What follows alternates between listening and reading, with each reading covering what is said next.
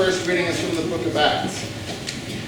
When the day of the Pentecost had come, the apostles were all together in one place.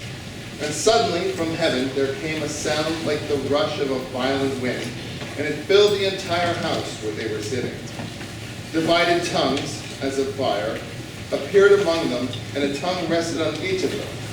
All of them were filled with the Holy Spirit and began to speak in other languages as the Spirit gave them ability.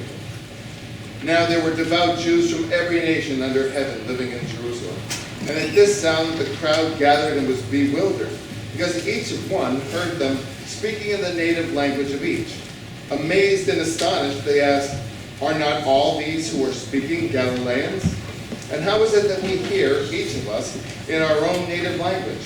Parthians, Medes, Elamites, and residents of Mesopotamia, Judea and Cappadocia, Pontus, Asia, Persia, Pamphylia, Egypt, and the parts of Libya belonging to Cyrene, and visitors from Rome, both Jews and proselytes, Cretans and Arabs, in our own languages. We hear them speaking about God's deeds of power." All were amazed and perplexed, saying to one another, "What does this mean?" But others sneered and said, "They are filled with new wine." But Peter, standing with the 11, raised his voice and addressed them, "Men of Judea and all who live in Jerusalem, let this be known to you, and listen to what I say. Indeed, these are not drunk, as you suppose, for it is only 9 o'clock in the morning. No, this is what was spoken through the prophet Joel. In the last days it will be, God declares, that I will pour out my Spirit upon all flesh, and your sons and your daughters shall prophesy, and your young men shall see visions, and your old men shall dream dreams. Even upon my slaves, both men and women, in those days, I will pour out my Spirit, and they shall prophesy. And I will show portents in the heaven above, and signs on the earth below, blood and fire and smoky mist. The sun shall be turned to darkness, and the moon to blood before the coming of the Lord's great and glorious day. Then everyone who calls on the name of the Lord shall be saved." Word of God, word of life. Thanks be to God.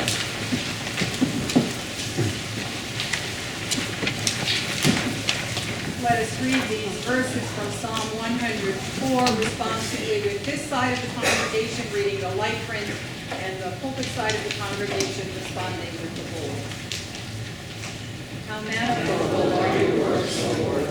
In wisdom you made them all. The earth is full of your creatures. None is the sea, great and wide, with its forms too many to number, living things both small and great. There go ships to and fro, and Leviathan, which you made for the sport of it. All of them look to you, to give them their food in due season. You give it to them, they gather it. You open your hand, and they are filled with good things. When you hide your face, they are terrified. When you take away their breath, they die and return to their dust. You send forth your Spirit, and they are created, and so you renew the face of the earth. And the glory of the Lord endure forever. O Lord, rejoice in all your works. You look at the earth, and it trembles. You touch the mountains, and they slow. I will sing to the Lord as long as I live. I will praise my God while I have my being. May these words of mine please God. I will rejoice in the Lord.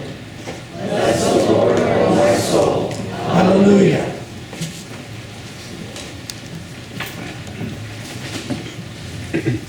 The second reading is from the book of Romans. For all who are led by the Spirit of God are children of God.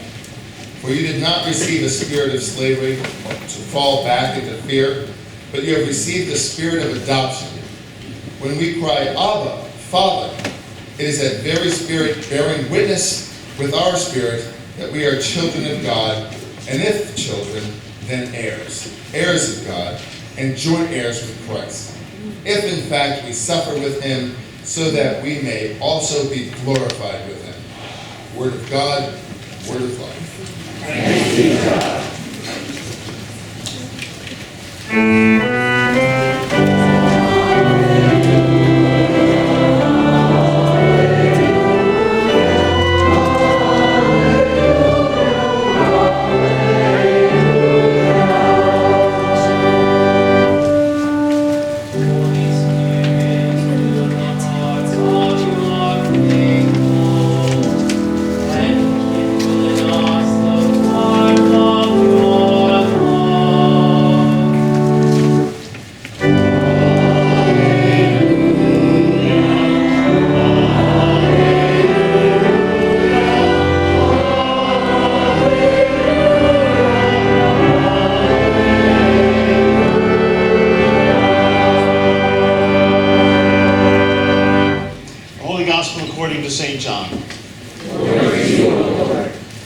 Philip said to Jesus, "Lord, show us the Father, and we will be satisfied."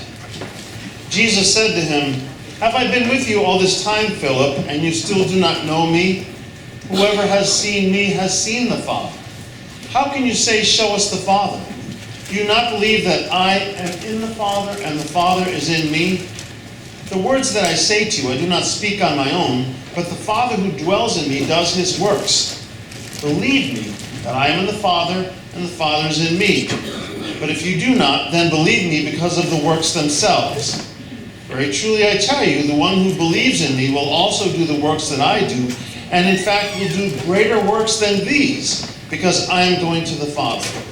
I will do whatever you ask in my name, so that the Father may be glorified in the Son. If in my name you ask me for anything, I will do it. If you love me, you will keep my commandments, and I will ask the Father, and he will give you another advocate to be with you forever. This is the Spirit of truth, whom the world cannot receive, because it neither sees him nor knows him. You know him because he abides with you, and he will be in you. I have said these things to you while I am still with you, but the Advocate, the Holy Spirit, whom the Father will send in my name, will teach you everything and remind you of all that I have said to you. Peace I leave with you, my peace I give to you. I do not give to you as the world gives. Do not let your hearts be troubled, and do not let them be afraid. The Gospel of the Lord. Praise to you, O Christ. Please be seated. It's time for our children's sermon.